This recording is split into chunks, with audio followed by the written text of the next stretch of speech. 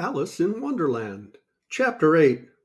The Queen's Croquet Ground. A large rose tree stood near the entrance of the garden. The roses growing on it were white, but there were 3 gardeners at it, busily painting them red. Alice thought this a very curious thing, and she went nearer to watch them. And just as she came up to them, she heard one of them say, "Look out now, Five. Don't go splashing paint all over me like that." "I couldn't help it," said Five in a sulky tone. "Seven jogged my elbow." On which Seven looked up and said, "That's right, Five. Always lay the blame on others." "You'd better not talk," said Five. "I heard the Queen say only yesterday you deserve to be beheaded." "What for?" said the one who had spoken first. "That's none of your business, Two," said Seven. "Yes, it is his business," said Five, "and I'll tell him. It was for bringing the cook tulip roots instead of onions."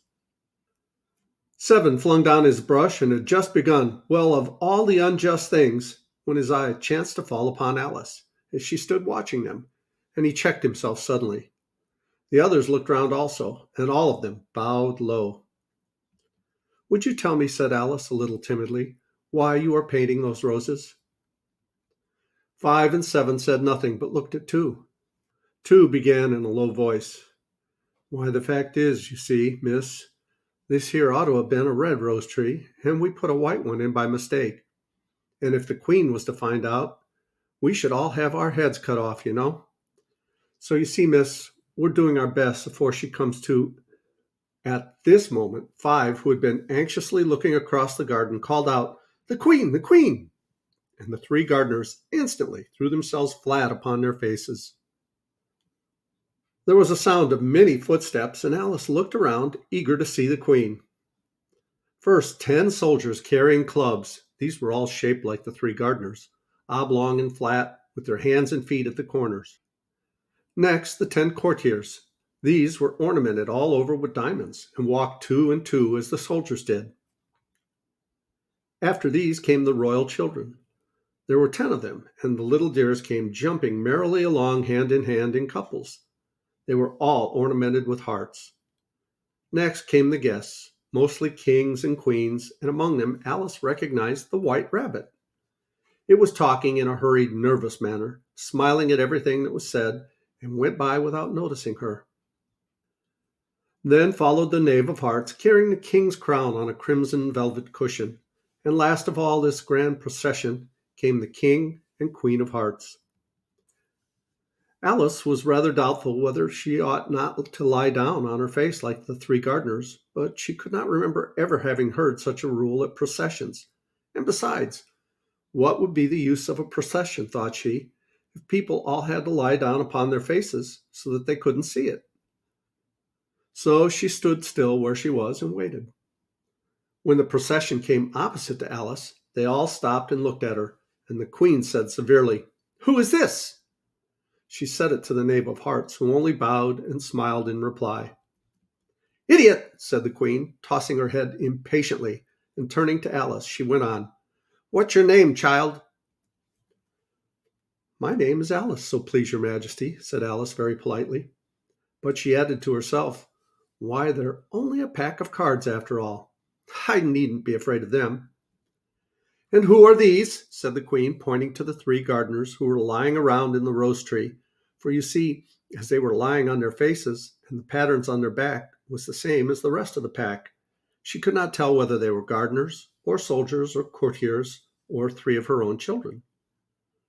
"How should I know?" said Alice, surprised at her own courage. "It's no business of mine." The Queen turned crimson with fury, and after glaring at her for a moment like a wild beast, screamed, "Off with her head! Off!" "Nonsense!" said Alice very loudly and decidedly, and the Queen was silent. The King laid his hand upon her and timidly said, "Consider, my dear, she is only a child." The Queen turned angrily away from him and said to the Knave, "Turn him over." The Knave did so very carefully with one foot. "Get up," said the Queen in a shrill, loud voice, and the 3 gardeners instantly jumped up and began bowing to the King, the Queen, the royal children, and everybody else. "Leave off that," screamed the Queen. "You make me giddy."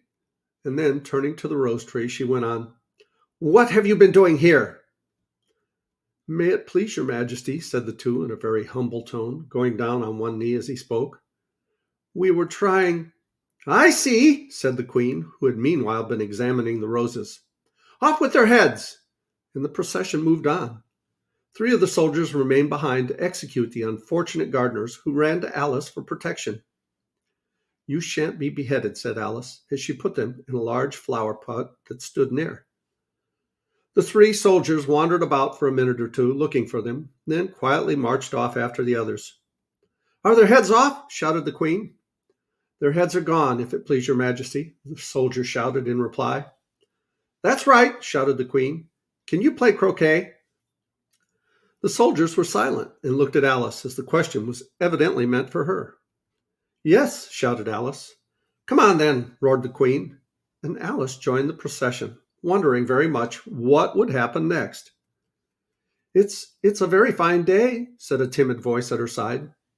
She was walking by the white rabbit, who was peeping anxiously into her face. Very, said Alice. Where's the Duchess? Hush, hush, said the rabbit in a low, hurried tone. He looked anxiously over his shoulder as he spoke, and then raised himself upon tiptoe, put his mouth close to her ear, and whispered, She's under sentence of execution. What for? Said Alice. Did you say what a pity? The rabbit asked. No, I didn't, said Alice. I don't think it's at all a pity. I said, what for? She boxed the queen's ears, the rabbit began. Alice gave a little scream of laughter. Oh, hush, the rabbit whispered in a frightened tone. The queen will hear you. You see, she came rather late, and the queen said, Get to your places, shouted the queen in a voice of thunder. And people began running about in all directions, tumbling up against each other. However, they got settled down in a minute or two, and the game began. Alice thought she had never seen such a curious croquet ground in all her life. It was all ridges and furrows. The balls were live hedgehogs, the mallets live flamingos, and the soldiers had to double themselves up and to stand on their hands and feet to make the arches. The chief difficulty Alice found at first was in managing her flamingo. She succeeded in getting its body tucked away comfortably enough under her arms, with its legs hanging down, but generally, just as she had got its neck nicely straightened out and was going to give the hedgehog a blow with its head, it would twist itself around and look up in her face with such a puzzled expression that she could not help bursting out in laughing. And when she had got its head down and was going to begin again, it was very provoking to find that the hedgehog had unrolled itself and was in the act of crawling away. Besides all this, there was generally a ridge or furrow in the way wherever she wanted to send the hedgehog to, and as the doubled-up soldiers were always getting up and walking off to other parts of the ground, Alice soon came to the conclusion that it was a very difficult game to play indeed. The players all played at once without waiting for turns, quarreling all the while and fighting for the hedgehogs. In a very short time, the queen was in a furious passion and went stamping about and shouting, Off with his head! Or Off with her head! About once a minute. Alice began to feel very uneasy, to be sure. She had not as yet had any dispute with the queen, but she knew that it might happen any minute. And then, thought she, what would become of me? They're dreadfully fond of beheading people here. The great wonder is that there's anyone left alive. She was looking about for some way of escape and wondering whether she could get away without being seen when she noticed a curious appearance in the air. It puzzled her very much at first, but after watching a minute or two, she made it out to be a grin, and she said to herself, It's the Cheshire Cat. Now I shall have someone to talk to. How are you getting on? Said the cat, as soon as there was mouth enough for it to speak. Alice waited until the eyes appeared, and then nodded. It's no use speaking to it, she thought, till its ears have come, or at least one of them. In another minute the whole head appeared, and then Alice put down her flamingo and began an account of the game, feeling very glad she had someone to listen to her. The cat seemed to think that there was enough of it now in sight, and no more of it appeared. I don't think they play at all fairly, Alice began in a rather complaining tone. And they all quarrel so dreadfully one can't hear oneself speak. And they don't seem to have any rules in particular. At least, if there are, nobody attends to them. And you've no idea how confusing it is, all the things being alive. For instance, there's the arch I've got to go through next, walking about at the other end of the ground. And I should have crocheted the queen's hedgehog just now, only it ran away when it saw mine coming. How do you like the queen? Said the cat in a low voice. Not at all, said Alice. She's so extremely. Just then she noticed that the queen was close behind her, listening. So she went on. Likely to win, that it's hardly worthwhile finishing the game. The queen smiled and passed on. Who are you talking to? Said the king, going up to Alice and looking at the cat's head with great curiosity. It's a friend of mine, a Cheshire cat, said Alice. Allow me to introduce it. I don't like the look of it at all, said the king. However, it may kiss my hand if it likes. I'd rather not, the cat remarked. Don't be impertinent, said the king, and don't look at me like that. He got behind Alice as he spoke. A cat may look at a king, said Alice. I've read that in some book, but I don't remember where. Well, it must be removed, said the king very decidedly, and he called to the queen, who was passing at the moment. My dear, I wish you would have this cat removed. The queen had only one way of settling all difficulties, great or small. Off with his head, she said, without even looking around. I'll fetch the executioner myself, said the king eagerly, and hurried off. Alice thought she might as well go back and see how the game was going on, as she heard the queen's voice in the distance screaming with passion. She had already heard her sentence 3 of the players to be executed for having missed their turns. She did not like the look of things at all, as the game was in such confusion that she never knew whether it was her turn or not.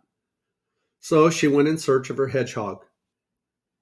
The hedgehog was engaged in a fight with another hedgehog, which seemed to Alice an excellent opportunity for croqueting one of them with the other. The only difficulty was that her flamingo was gone across to the other side of the garden, where Alice could see it trying in a helpless sort of way to fly up into a tree. By the time she had caught the flamingo and brought it back, the fight was over, and both the hedgehogs were out of sight. But it doesn't matter much, thought Alice, as all the arches are gone from this side of the ground. So she tucked it away under her arm that it might not escape again, and went back for a little more conversation with her friend. When she got back to the Cheshire Cat, she was surprised to find quite a large crowd collected around it. There was a dispute going on between the executioner, the king, and the queen, who were all talking at once, while all the rest were quite silent and looked very uncomfortable. The moment Alice appeared, she was appealed to by all 3 to settle the question, and they repeated their arguments to her, though, as they all spoke at once, she found it very hard indeed to make out exactly what they said. The executioner's argument was that you couldn't cut off a head unless there was a body to cut it off from, that he had never had to do such a thing before, and he wasn't going to begin at his time of life. The king's argument was that anything that had a head could be beheaded, and that you weren't to talk nonsense. The queen's argument was that if something wasn't done about it in less than no time, she'd have everybody executed all around. It was this last remark that had made the whole party look so grave and anxious. Alice could think of nothing else to say, but it belongs to the Duchess. You'd better ask her about it. She's in prison, the queen said to the executioner. Fetch her here. And the executioner went off like an arrow. The cat's head began fading away the moment he was gone, and by the time he had come back with the Duchess, it had entirely disappeared. So the king and the executioner ran wildly up and down looking for it, while the rest of the party went back to the game. And we'll continue with Chapter 9 in the next video. Thanks so much for listening. Make sure you reach down, click like, and subscribe. I love you guys. As Tigger says, ta-ta for now.